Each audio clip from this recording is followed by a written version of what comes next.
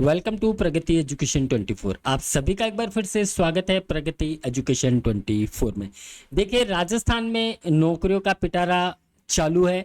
बहुत सारी विज्ञप्तिज अभी निकाली जा रही है। आज चिकित्सा विभाग के लिए 2 विज्ञप्ति Rajasthan staff selection board Jaipur RSSB Jaipur द्वारा विज्ञप्ति जारी की गई है। हालांकि ये विज्ञप्ति आप लोगों ने देख लिया होगा डिटेल में। 6 जुलाई 2023 का contractual female health worker ANM और 6 जुलाई का ही निकला हुआ है contractual nurse GNM 2023। Detail advertisement दोनों के जारी हो चुके हैं। आप लोगों ने विज्ञप्ति भली बातें से अब तक पढ़ लिया होगा।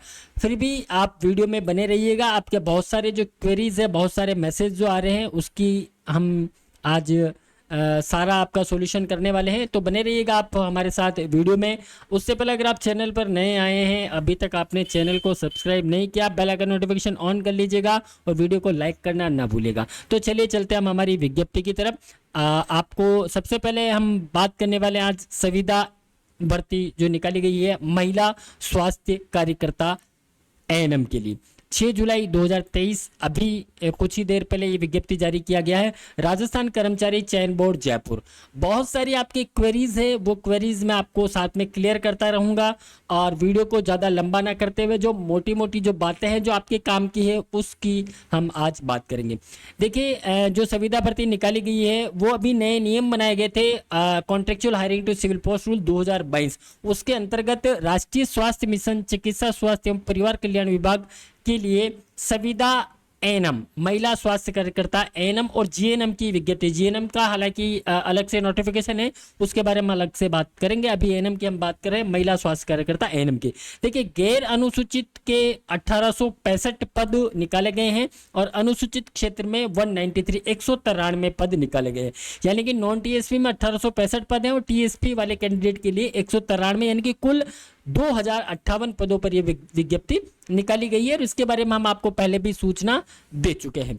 तो ये विज्ञप्ति निकाली गई। भर्ती केवल महिला आवेदक, केवल इसमें महिला आवेदक ही आवेदन कर पाएंगे। ANM में केवल महिला ही आवेदक होती है इसलिए। और उक्त पद पूर्ण रूप से संविदा आधारित पद हैं तथा राज्य सरकार के निर्देशों के अनुसार ये पद केवल 1 वर्ष या बढ़ी हुई अवधि या परियोजना अवधि तक होगा। देखिए, ऐसा सभी विज्ञप्तियों में लिखा हुआ आता है, तो आप ये लाइन देख के कंफ्यूज ना हो, ना टेंशन लेने की कोई भी जरूरत आपको नहीं है। आप ये समझिएगा आपका NHM में सिलेक्शन होने वाला है। तो ANM की विज्ञप्ति है और संविदा आधारित भर्ती है, आपको नहीं निकाला जाएगा। ये लाइन सभी विज्ञप्ति में आती है, ये आप गांठ बांध लें। आवेदन ऑनलाइन प्रक्रिया की हम बात करें तो ऑनलाइन आवेदन आप खुद भी कर सकते हैं या फिर कियोस्क के माध्यम से, आपके ई-मित्र के माध्यम से, जैसा भी आप स्वयं भरना चाहते हैं तो भी आप भर सकते हैं। ऑनलाइन आवेदन करने के लिए आपको SSO की वेबसाइट पर जाना रहेगा। rssb.rajasthan.gov.in पे जाएंगे तो आपको रिक्रूटमेंट एडवर्टाइजमेंट मिल जाएगा। वहां पे आप ऑनलाइन आवेदन कर सकते हैं। SSO के माध्यम से आप आवेदन कर पाएंगे और अगर आप ई-मित्र या किसी जानकार व्यक्ति से भरवाएं तो ही ये आपके लिए सही से रहेगा, ताकि आपसे कोई भी करेक्शन ना होने पाए। तो हम बात कर लेते हैं आवेदन एवं परीक्षा शुल्क के बारे में। परीक्षा शुल्क जो है आप निर्धारित ई-मित्र कियोस्क या जन सुविधा केंद्र CSC के माध्यम से आप ऑनलाइन फॉर्म भरवा सकते हैं। सामान्य वर्ग और क्रिमिनल श्रेणी के, अन्य पिछड़ा वर्ग के और अति पिछड़ा वर्ग के जो आवेदक है उनसे 600 रुपये आवेदन शुल्क लिया जाएगा।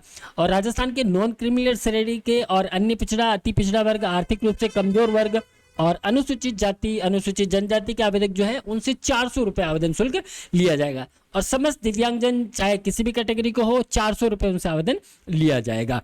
और राजस्थान राज्य के भिन्न यानी अन्य राज्य के कोई आवेदन यहाँ करना चाह रहे हैं, चाहे वो किसी भी कैटेगरी के हैं, तो उनको सामान्य वर्ग का माना जाएगा। यानी कि उनको जो शुल्क है वो 600 रुपये शुल्क देना रहेगा, चाहे वो किसी भी कैटेगरी के हो, अगर वो राजस्थान के अन्य स्टेट से हो। अब बात कर लेते हैं हम ANM के जो रिक्त पद है उनके आरक्षणवार जो है। जैसे गैर अनुसूचित की हम बात करते हैं नॉन TSP की, तो नॉन TSP में 1865 जो पद है उनको कैटेगराइज किया गया है। सामान्य के लिए देखिए 610 पद है, विधवा के लिए 54 पद है सामान्य में और परित्यक्ता के लिए 13 पद है। अनुसूचित जाति SC के लिए 266 पद है और विधवा के लिए 24 पद है, परित्यक्ता के लिए 5 है। इसी प्रकार से ST अनुसूचित जनजाति के लिए 199, 17 विधवा के लिए और 4 परित्यक्ता के लिए इसमें विज्ञप्ति में पद आरक्षित किए गए हैं। अन्य पिछड़ा वर्ग की बात करें तो 349 49 पद सामान्य महिला के लिए और विधवा के 31 है और परित्यक्तता के 7 पद है। अति पिछड़ा वर्ग में इसी प्रकार से 84 7 और 1 पद है और आर्थिक रूप से जो कमजोर वर्ग है ईडब्ल्यूएस उनके लिए 168 15 और 3 पद है और 12 जिले के जो शहरी आदिम जाति है उनके लिए 8 पद यहाँ पे दिए गए। विधवा और परित्यक्तता के यहाँ पे कोई भी पद नहीं है। हॉरिजेंटल रिजर्वेशन की बात करें तो विशेष योग्यजन, भूतपूर्व सैनिक और उत्कृष्ट खिलाड़ियों के लिए ये पद अलग से आरक्षित किए गए हैं।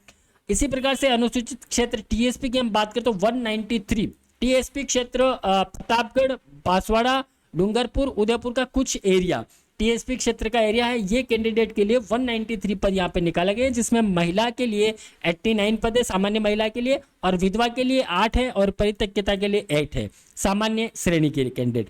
अनुसूचित जाति एससी के लिए 9 है और परित्यक्तता विधवा के लिए कोई पद नहीं है और अनुसूचित जनजाति एसटी के लिए 78 महिलाओं के लिए पद है सामान्य महिलाओं के लिए और 7 विधवा और 1 परित्यक्तता के लिए है। देखिए टीएसपी के लिए क्वेश्चन आया है सामान्य पद में सर वैकेंसी निकाली है तो ओबीसी का क्या होगा, ओबीसी वालों का कहाँ है इसमें। तो देखिए टीएसपी क्षेत्र में जनरल जो कैंडिडेट है वो सभी कैटेगरी के होते हैं तो इसमें यहाँ पे अनरिजर्व्ड कैटेगरी मानी जाती है। तो सामान्य में आप ओबीसी वाले भी आप इसी में आएंगे और बाकी एससी एसटी का यहाँ पे फुल आरक्षण है एसटी के लिए।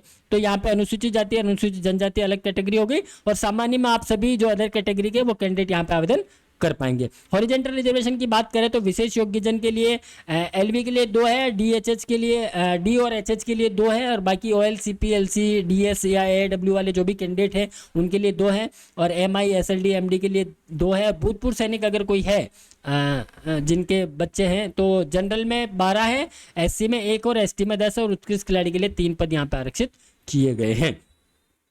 ये पदों का विवरण है, एक बार आप जिस भी कैटेगरी में आते हैं वो आप एक बार यहाँ पे देख लीजिएगा। और बाकी सर्टिफिकेट की हम बात करते हैं। देखिए अनुसूचित क्षेत्र में उक्त रिक्त पदों के लिए केवल राजस्थान राज्य के अनुसूचित क्षेत्र के स्थानीय निवासी ही आवेदन कर सकेंगे, यानी कि टीएसपी एरिया में जो राजस्थान के जो निवासी स्थानीय निवासी ठीक है वही आवेदन कर पाएंगे। अदर डिस्ट्रिक्ट्स के जो है राजस्थान के अदर डिस्ट्रिक्ट्स के जो मैंने डिस्ट्रिक्ट आपको बताया उसके अलावा वो लोग यहाँ पे आवेदन नहीं कर पाएंगे। अनुसूचित क्षेत्र में आवेदक ऑनलाइन आवेदन हेतु अनुसूचित क्षेत्र के कॉलम में, यानी कि जब आप ऑनलाइन फॉर्म फिल करेंगे तो वहां पर आपको टीएसपी और नॉन टीएसपी का ऑप्शन रहेगा, वो आप भली बाती से आप चेक करके उसको करें। और नॉन टीएसपी गैर अनुसूचित क्षेत्र की जो रिक्तियां हैं उसके विरुद्ध अनुसूचित क्षेत्र के निवासी भी आवेदन कर सकेंगे। यानी कि अगर आप टीएसपी क्षेत्र के कैंडिडेट हैं और अगर आप नॉन टीएसपी में भी आवेदन कर सकते हैं, आप आवेदन करना चाह रहे हैं तो आवेदन कर सकते हैं, लेकिन जब आपका सिलेक्शन हो जाएगा तो आपको इसमें लिखित में आपको देना रहेगा कि आपका सिलेक्शन आप कहाँ चाहते हैं, टीएसपी में या नॉन टीएसपी में। ये ध्यान रखिएगा, नॉन टीएसपी वाले टीएसपी में आवेदन नहीं कर पाएंगे और टीएसपी वाले नॉन टीएसपी में भी आवेदन कर सकते हैं। ठीक है, अनुसूचित क्षेत्र एवं गैर अनुसूचित क्षेत्र दोनों में से किसी क्षेत्र में अपना चयन चाहता है तो आपको रिटर्न में वहां पे देना रहेगा। और आरक्षण की बात करें तो अनुसूचित जाति अनुसूचित जनजाति यानी पिछड़ा वर्ग एवं आर्थिक रूप से कमजोर अभ्यर्थी को नियमानुसार एज की बात करें हम उसमें छूट मिलने वाला है। और बाकी भूतपूर्व सैनिक ये आप एक बार विज्ञप्ति पढ़ लीजिएगा। उत्कृष्ट खिलाड़ियों के लिए भी यहाँ पे दिया गया है, अगर कोई उत्कृष्ट खिलाड़ी है अंतर्राष्ट्रीय खेल स्पर्धा या टूर्नामेंट चैंपियंस जो है इसमें अगर आपने कहीं भाग लिया है तो उसका आपको यहाँ पे बेनिफिट मिलने वाला है। दिव्यांगजन के लिए ये नोटिफिकेशन एक बार आप पढ़ लीजिएगा। अनुसूचित क्षेत्र के लिए अभ्यर्थी है उनके लिए एक बार ये निर्देश आप पढ़ लीजिएगा। टीएसपी क्षेत्र के उक्त रिक्त पदों के लिए केवल राजस्थान राज्य के अनुसूचित क्षेत्र के स्थानीय निवासी ही आवेदन कर सकेंगे। अनुसूचित क्षेत्र के अभ्यर्थी से ऐसे व्यक्ति अभिप्रेत है जो अनुसूचित क्षेत्र के सद्भावी निवासी है, यानी कि 1 जनवरी 1970 या इससे पहले से ही यहाँ पे निवास कर रहे हैं आपके पूर्वज, और आपके पास एक टीएसपी सर्टिफिकेट विशेष मूल निवास प्रमाण पत्र जो 21/10/19, ये हम कब से कह रहे हैं, टीएसपी कैंडिडेट के बहुत सारे कॉल्स आते हैं, 21/10/19 का आपके पास होना चाहिए। ऑनलाइन ऑफलाइन से कोई फर्क नहीं पड़ता है, आपके पास 21/10/2019 का विशेष मूल निवास यानी कि टीएसपी सर्टिफिकेट बना हुआ होना चाहिए। ये आप थोड़ा सा ध्यान रखें। और बाकी एक बार आप पढ़ लें इसको। अनुसूचित क्षेत्र के अभ्यर्थियों के लिए वेतनमान पात्रता ये जो भी है वो सारी जो नॉन टीएसपी कैसे रहेगी। वेतन की बात करें तो 13,100 ₹50 प्रति माह आपको मानदेय रहेगा फिक्स रेमुलेशन आपको मिलने वाला है ₹13,150। पात्रता की बात कर लेते हैं तो देखिए 10th standard with auxiliary nurse midwifery training health worker female course passed, यानी कि 10वीं के बाद ही एनएम हुआ करता था, अभी हालांकि 12th के बेस पे होता है। तो अगर आपने यहाँ पे 10th लिखा तो आपके 10th की डिटेल ही यहाँ पे एंटर करें आप, और 12th के बेस पे क्या तो आप 12th की डिटेल यहाँ पे एंट्री कर सकते हैं। और इसके साथ ही आपके पास registered in Rajasthan nursing council as A B grade nurse, यानी कि आपके पास आरएनसी का, राजस्थान नर्सिंग काउंसिल राजस्थान जयपुर का रजिस्ट्रेशन होना चाहिए, तो ही आप आवेदन कर पाएंगे। कुछ कॉल्स ये भी थे, कुछ जैसे सेकेंड ईयर स्टूडेंट्स हैं अभी जिन्होंने जैसे रिसेंट एग्जाम दिया, जिनका सर्टिफिकेट नहीं आया है, वो आवेदन नहीं कर पाएंगे। ठीक है, आपके पास आरएनसी का वैलिड रजिस्ट्रेशन होना चाहिए। और अगर कोई अदर स्टेट की कैंडिडेट हैं और अदर स्टेट का आपके पास सर्टिफिकेट है, जैसे आप किसी और स्टेट्स जैसे एमपी है, पंजाब है, या कर्नाटका है, कहीं बेंगलुरु है, कहीं से भी आप करके आए, किसी भी स्टेट से अगर आप कोर्स करके आए हैं, तो आपके पास आरएनसी का वैलिड सर्टिफिकेट होना चाहिए। उस स्टेट का यहाँ मान्य नहीं होगा, तो अगर जिसके पास नहीं तो आप एनओसी करवा सकते हैं। शैक्षणिक योग्यता आवेदन की अंतिम तिथि पूर्व तक अर्जित करना अनिवार्य है, ये आप ध्यान रखिएगा। यानी सेकंड ईयर का कैंडिडेट, जैसा मैं बता रहा था, अगर आपने एग्जाम दिया, आपके रिजल्ट वगैरह नहीं आए, आप आवेदन कर सकते हैं, लेकिन जो अंतिम तिथि उससे पहले आपका जो शैक्षणिक योग्यता कंप्लीट होनी चाहिए। आवेदन की अंतिम तिथि के पश्चात अर्जित योग्य मान्य नहीं होगी, यानी कि जो अंतिम तिथि रखी गई है उस अंतिम तिथि से पहले आप आवेदन कर ले। सभी महिला स्वास्थ्य कार्यकर्ता एनएम संविदा अभ्यर्थियों के लिए आवेदन के समस्त राजस्थान नर्सिंग काउंसिल में पंजीकृत होना आवश्यक है। आवेदन करते समय राजस्थान नर्सिंग काउंसिल में पंजीकरण हेतु आवेदन किया हुआ आना अनिवार्य है, यानी अगर आपके पास सर्टिफिकेट नहीं है, आपने ऑनलाइन आवेदन कर रखा है, तो भी इसमें मान्य है। देखिए लिखित एग्जाम होने वाला है, वीडियो में लास्ट में आपको क्या सिलेबस रहने वाला है और सिलेबस की स्टडी आप कहां से करेंगे, इसके लिए हमने एक वेबसाइट बना रखा है ऑलरेडी। कब से बनाया हुआ था, जब पहले विज्ञप्ति, जो ये परमानेंट वैकेंसी है, ये हालांकि संविदा पे आने वाला था, लेकिन किसी कारणों से ये परमानेंट वैकेंसी बोनस में चला गया था। तो ये विज्ञप्ति का आप अभी अनुसरण करेंगे हम, किस प्रकार से सिलेबस रहने वाला है, और आपका बोनस का क्या है, बोनस के लिए भी कॉल आया है, उसके बारे में आगे हम बात करेंगे। तो ये आप ध्यान रखिएगा, प्रमाण पत्र वगैरह आपके पास होना चाहिए। और महिला स्वास्थ्य कार्यकर्ता एनएम संविदा के पद पूर्ण रूप से संविदा आधारित पद है तथा राज्य सरकार के आदेशानुसार ये पद केवल 1 वर्ष या बढ़ी हुई है, जैसा मैंने आपको ऊपर बता दिया था, वही रहने वाला है। अन्य योग्यताएं ये रहने वाली हैं। राष्ट्रीयता आपकी ये, आयु की अगर बात करें तो 1 जनवरी 2024 को आप 21 वर्ष मिनिमम आयु प्राप्त कर चुके हैं और 40 वर्ष से अधिक नहीं हो। अगर 40 वर्ष से अधिक है तो भी आपको नियमानुसार, जैसे सामान्य वर्ग की अगर कोई महिला अभ्यर्थी है तो उसको 5 साल की छूट मिलने वाली है। अनुसूचित जाति, अनुसूचित जनजाति, यानी पिछड़ा वर्ग, अति पिछड़ा वर्ग, आर्थिक रूप से कमजोर अभ्यर्थी अगर कोई है और राजस्थान के मूल निवासी है तो 10 साल की आपको यहाँ पे छूट मिलने वाली है। इसी प्रकार से भूतपूर्व सैनिक है, उनकी जो एग्जिस्ट लिमिट है वो 50 ईयर रखी गई है। तो ये एक बार आप नोटिफिकेशन आप पढ़ लें। आयु में कोई नहीं है, आयु में आपको जो भी नियमानुसार छूट है वो संविदा भर्ती 2022 नियमों के अनुसार आपको यहाँ पे छूट मिलने वाली। विवाह पंजीयन आपका होना अनिवार्य है, ये आप ध्यान रखिएगा। जिसने विवाह पंजीयन नहीं करवाया करवा ले। परीक्षा शुल्क की हम बात करें और तो 10 जुलाई 2023 से इसके आवेदन स्टार्ट होने वाले हैं, जो दिनांक 8 अगस्त 2023 रात्रि 11:59 यानी 12 बजे तक आप आवेदन कर पाएंगे। 8 अगस्त 2023 इसका अंतिम तिथि है। परीक्षा आयोजन की बात कर तो जैसा कि आपको पहले बता दिया गया था कि आरएसएमएस ने पहले ही ये नोटिफिकेशन जारी कर दिया गया था, एग्जाम कैलेंडर। तो महिला स्वास्थ्य कार्यकर्ता एनएम संविदा वर्ग की संविदा जो संभावित एग्जाम डेट है वो 24 सितंबर 2023 रखी गई है। आपके पास बहुत कम समय है स्टडी के लिए। 24 सितंबर 2023 को आपका एग्जाम होने वाला है। प्रवेश पत्र जो एग्जाम से कुछ टाइम पहले आपको मिल जाएंगे।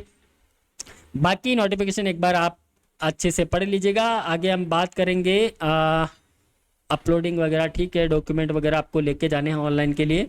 और प्रमाण पत्र की बात करें तो देखिए अभ्यर्थियों को वर्ग विशेष है तो प्रमाण पत्र आपको देना पड़ेगा। जनरल ओबीसी जिस भी कैटेगरी के आप, तभी आपके इसमें मान्य होगा। और आरक्षित पद हो तो अभ्यर्थी को राजस्थान राज्य के सक्षम अधिकारी द्वारा जारी मूल निवास प्रमाण पत्र, जाति प्रमाण पत्र प्रस्तुत करने होंगे। ये आप थोड़ा सा ध्यान रखें। और 20 जनवरी 2022 के अनुसार आवेदक को वर्ग विशेष, अनुसूचित जाति, जनजाति, पिछड़ा वर्ग या जिस भी कैटेगरी में आप आते हैं आर्थिक रूप से अति पिछड़ा वर्ग में, उसके अनुसार ही आप आपका सर्टिफिकेट बनाकर तैयार रखें। और जाति प्रमाण पत्र की वैधता का कुछ कंफ्यूजन रहता है। सामाजिक न्याय अधिकारिता विभाग के जाति प्रमाण पत्र दिशा निर्देश 9/9/2015 का एक नोटिफिकेशन है, उसके अकॉर्डिंग अनुसूचित जाति एससी और एसटी के लिए जारी किए गए जाति प्रमाण पत्र की अवधि जीवन पर्यंत होती है। यानी कि अगर एससी एसटी कोई कैंडिडेट है, अगर आपने एक बार जाति प्रमाण पत्र बनवा लिया है तो उसको बार बार बनवाने की जरूरत नहीं पड़ेगी। एससी एसटी कैंडिडेट वालों की बात कर रहा हूं। लेकिन अगर कोई ओबीसी का कैंडिडेट है तो संबंधित प्रमाण पत्र हैं। ओबीसी में देखिए क्रीमी लेयर भी होते हैं और नॉन क्रीमी लेयर भी होते हैं। तो ओबीसी के लिए संबंधित प्रमाण पत्र एक बार ही जारी किया जाएगा, लेकिन क्रीमी लेयर में नहीं होने संबंधी तथ्य को 3 वर्ष की विधि तक समस्त शपथ पत्र के आधार पर मान्यता, यानी कि ओबीसी का जो सर्टिफिकेट है वो 3 वर्ष के लिए मान्य रहेगा। अगर आप किसी ईयर में क्रीमी लेयर हो जाते हैं, यानी कि जो भी क्रीमी लेयर हो जाएंगे तो उनको इसमें छूट नहीं मिलने वाली है। जो नॉन क्रीमी लेयर में रहेंगे फिर भी उनको शपथ पत्र देना रहेगा, यानी कि 3 साल तक के लिए ये आपका सर्टिफिकेट मान्य रहेगा।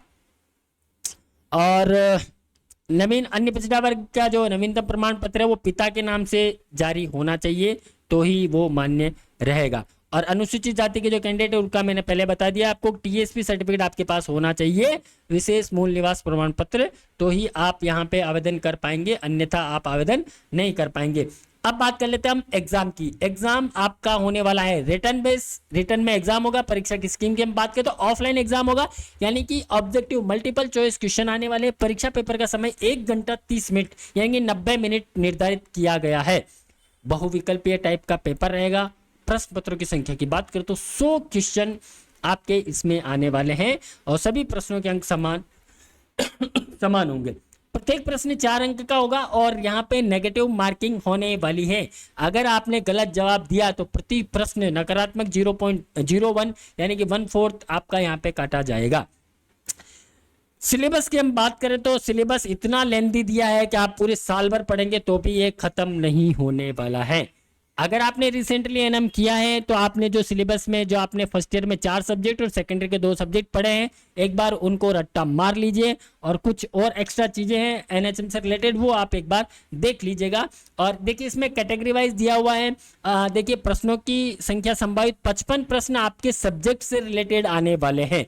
सब्जेक्ट से रिलेटेड आपको 55 क्वेश्चंस आने वाले हैं। सब्जेक्ट से रिलेटेड मीन्स जैसे concept of health, community health, ये प्रैक्टिस हो गई है ना, बेस्ट रिहेबिलिटेशन हो गया, असेसमेंट है, सीने ऑर्गन्स हाइजीन बॉडी के बारे में, एनवायरमेंटल हो गया, एनवायरमेंटल वाटर प्यूरिफिकेशन है ना, कॉन्सेप्ट ऑफ मेंटल हेल्थ है ना, डिफेंस मैकेनिज्म है, mental illness agency process, concept of disease है ना, इन्फेक्शन वगैरह, इम्यूनिटी एंड बॉडी वगैरह, कॉमन कम्युनिकेबल डिजीज क्या क्या है ना, एपिडेमियोलॉजिकल कॉन्सेप्ट है, इंसिडेंट एंड प्रिविलेज मॉर्टलिटी है और मोर्टेलिबिलिटी है और हेल्थ असेसमेंट आइडेंटिफिकेशन है, different system of medicine, allopathy and Ayush के बारे में, ड्रग्स एडमिनिस्ट्रेशन, ड्रग्स स्टैंडर्ड्स है ना, माइनर इंजरीज, ये सारी चीज़ें, आरटीआई एसटीआई, ये जो आपने सिलेबस में 4+2 6 सब्जेक्ट जो पढ़े एक बार आपको रट्टा मार लीजिएगा। 55 क्वेश्चन, अधिकतम क्वेश्चन वहीं से आने वाले हैं। राष्ट्रीय स्वास्थ्य मिशन के अंतर्गत संचालित कार्यक्रम और योजना से संबंधित 15 क्वेश्चन यहाँ से आपको मिलेंगे। यानी कि एनएचएम से रिलेटेड जितने भी प्रोग्राम चलते हैं वो प्रोग्राम कब स्टार्ट हुए हैं, संशोधित कब हुए हैं, क्या क्या चीज़ें हैं उसके अंदर है ना, जैसे इम्यूनाइजेशन शेड्यूल है, ये सारी चीज़ें आप एक बार देख लीजिएगा। आपको हमें भी एक वेबसाइट बताने वाले, उस वेबसाइट पर आपको सारे नोट्स मिल जाएंगे। जीके भी यहाँ पे आने वाला है। 5 क्वेश्चन मिलेंगे आपको राजस्थान से संबंध में, सामान्य ज्ञान, राजस्थान का विकास, भूगोल, इतिहास, परंपरा, यानी कि पूरा राजस्थान आपको पढ़ना है। इसमें से आपको कुछ 5 क्वेश्चन मिलने वाले हैं। समसामयिक घटना, अंतर्राष्ट्रीय, राष्ट्रीय और राज्य स्तर की, यानी कि सभी दे दी गई है। समसामयिक घटना रिसेंटली जो घटित हो रही है उसके 5 क्वेश्चन, कंप्यूटर से संबंधित 5 क्वेश्चन भी आपको मिलने वाले हैं।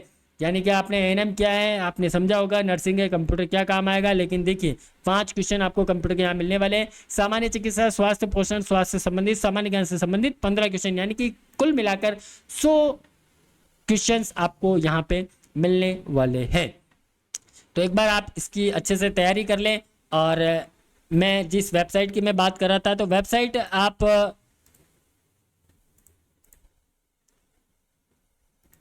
देख ले एक बार। ये वेबसाइट है प्रगति एजुकेशन 24 blogspot.com वेबसाइट है।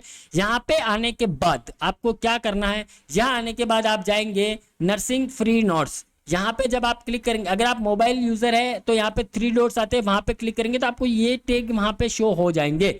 यहाँ पे आप नर्सिंग फ्री नोट्स पे आप जैसे ही जाएंगे तो आपको एनएम फ्री नोट्स यहाँ पे मिलने वाला है। फ्री एनएम बुक्स है, एनसी न्यूबॉर्न है, डेली नर्सिंग है, फ्लेक्सिब योजना है। हिंदी इंग्लिश को आप छोड़ दीजिएगा, कंप्यूटर का ज्ञान आपको यहाँ से मिल जाएगा, मेडिकल प्रोग्राम और एनएचएम के बारे में यहाँ से डिटेल आपको मिल जाएगी। फ्री नोट्स पे जैसे आप क्लिक करेंगे तो यहाँ से आपको कंप्लीट डिटेल मिल जाएगी। तो आप यहाँ से इन चीज़ों को डाउनलोड कर सकते हो और यहाँ से आप सारी चीज़ें पढ़ सकते हैं। ये सारी चीज़ यहाँ दिया हुआ है जो आपके सिलेबस में है। और बाकी अगर आप पूरी बुक चाहते हैं तो डाउनलोड बुक में आप जाएंगे तो इससे रिलेटेड यहाँ से ये बुक है, इस पर आप जैसे ही क्लिक करेंगे तो ई बुक आपके यहाँ पे डाउनलोड हो जाएगी, तो यहाँ से आप इसको पढ़ सकते हैं। तो best of luck, thank you, धन्यवाद, बने रहिएगा आप हमारे साथ।